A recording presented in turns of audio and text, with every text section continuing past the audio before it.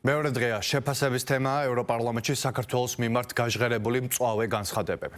ზეწოლა, ორმაგი სტანდარტი და უსაფუძვლო კრიტიკა. მას იაფასებს მმართველი გუნდი ევროპელი კანონმდებლობის გზავნილებს. ოპოზიციის შეფასებით არსებული პოლიტიკური კურსიდან გამომდინარე ევროპული ინტეგრაციის პროცესი საქართველოსთვის დასრულებულია და აუცილებელია, რომ ქვეყნის ხელისუფლებამ პოლიტიკური კურსი შეცვალოს. თავად საქართველოს აქვს კონსტიტუციის დონეზე უზრუნველყოფილი საქართველოს ევროკავშირში გაწევრიანება და შესაბამისად ის ფუნდამენტური ღირებულებები, რაზეც დგას ევროკავშირი, რა თქმა უნდა იყოს დაცული ჩვენთანაც.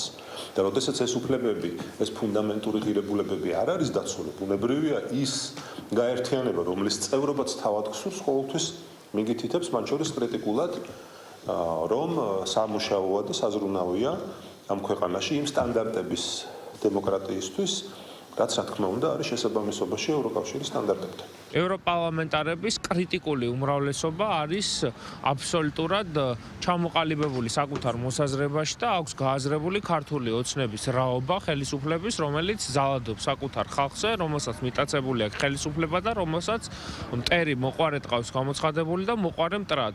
არსებობს რამდენიმე გამონაკლისი, თუმცა როდესაც საუბარია 20-ჯერ და 30-ჯერ მეტ ევროპელ დეპუტატზე, რომელიც ხარს უჭერს იმ რეზოლუციებს თუ გადაწყვეტილებებს, რომელიც ქართული ოცნების წარმომადგენლების, მათ შორის სანქცირებასაც ითვალისწინებს, მე მგონი ცხადზე უცხადესია რა არის ჩვენი ევროპელი პარტნიორების პოზიცია ივანიშვილის ხელისუფლებასთან მიმართ.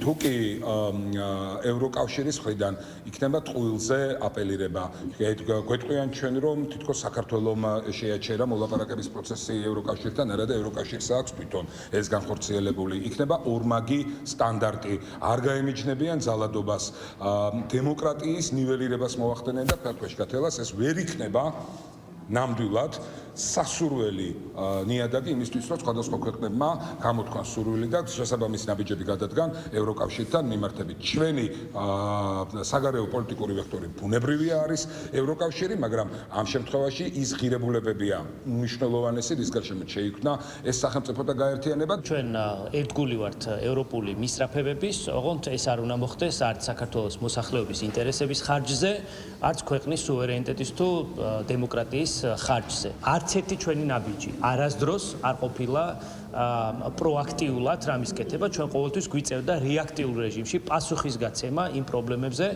რომლის ხშირ შემთხვევაში რომლის წყარო იყო ხოლმე თავად ბრიუსელი.